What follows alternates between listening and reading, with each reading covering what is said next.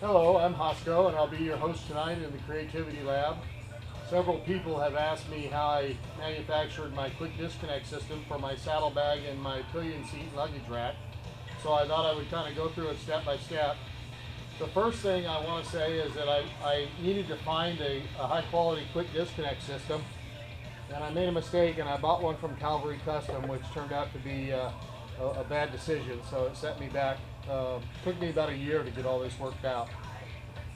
So then I went back and I wanted to put a Paladin quick disconnect system on my 2005 VTX 1800N, but Paladin didn't advertise that they would actually fit the end.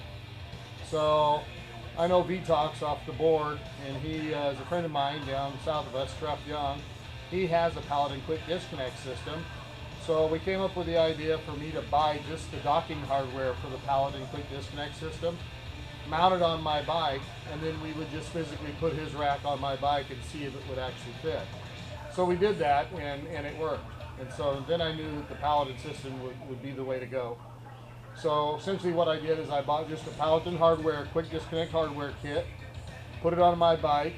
Then once we verified that the Paladin quick disconnect from Truff Young would work, I went ahead and I ordered the complete set, which comes with another set of docking hardware.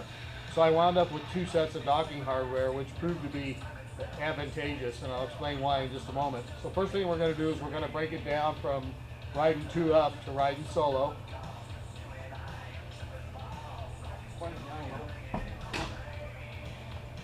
So you see here I have my pillion seat mounted to my quick disconnect system, so that I'm riding from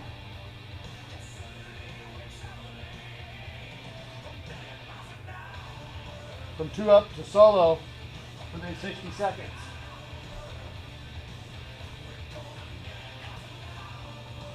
So you can see down here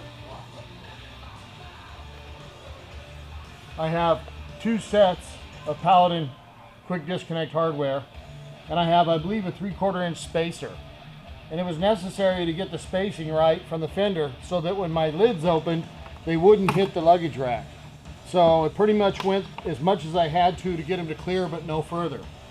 They're about an inch, a little over an inch from the fender here, just near the turn signal on both sides. So they're not too far out from the bike. Also here, if you look down here, you'll see I've added some little stabilizers to the bottom of each bag that just rest against the fender. Very easy. And then to get them off, all you simply do is you unhook these latches and it's off.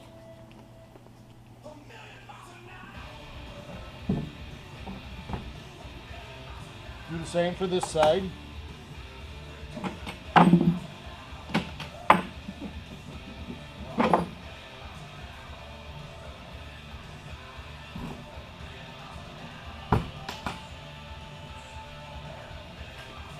So now I went from riding 2 up to solo in less than a minute.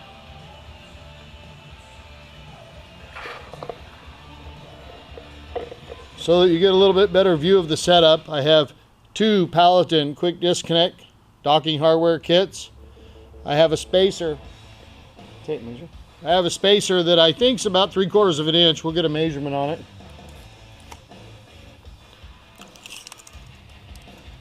Yeah.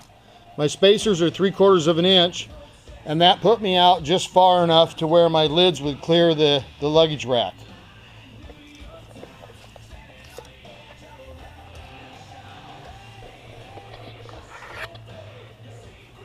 Another tricky part of this is our friends at Honda. They decided to use 2 different size bolts in the front and the back. The front one's a number 10 millimeter, the back one's an 8 millimeter.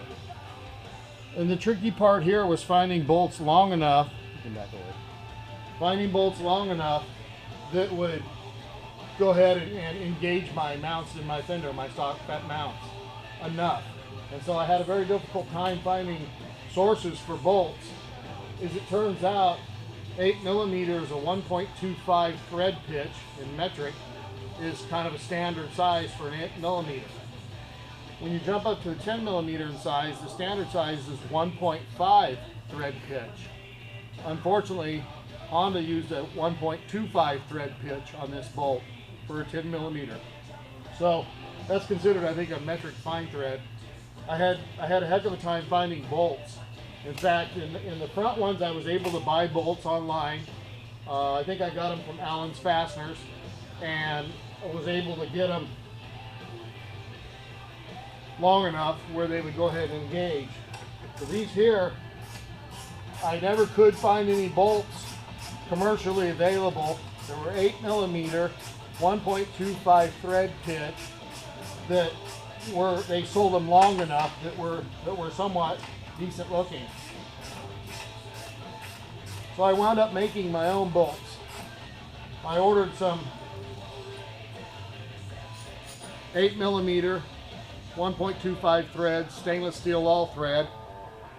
Then I ordered nuts to fit them, and then I took it downtown and had the nut welded by a welder.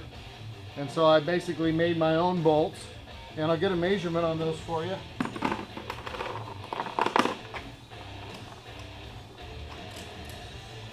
That bolt is 4 1/4 inches long. And so basically all threads, 0.1 stainless steel all thread, 0.125 thread pitch, and nuts to fit it. And I've got enough to make me some spares if I have to. So that was a major hurdle, is trying to get the bolts long enough in the right thread pitch. It took a long time to find out how I was eventually going to be able to do it. But once I put the bolts in and got them all where I was spaced out far enough, everything worked out great. So that's really about the only tricky part, is that you want to fabricate a mount for your pillion seat to fit whatever particular brand of seat you have on your bike. And so, you can see here where I anchored it. I used a 3/16 inch steel bar, flat bar, and I used 1/4 by 20, and I actually tapped the flat bar so there are no nuts on the back side of the bolts just protrude just barely enough to get through. And then fabricated this bracket and put an anchor spot here. So basically there are 6 bolts holding this bracket onto my quick disconnect system, 3 on either side. And I happen to have the Ultimate X seat, and it just works out fantastic.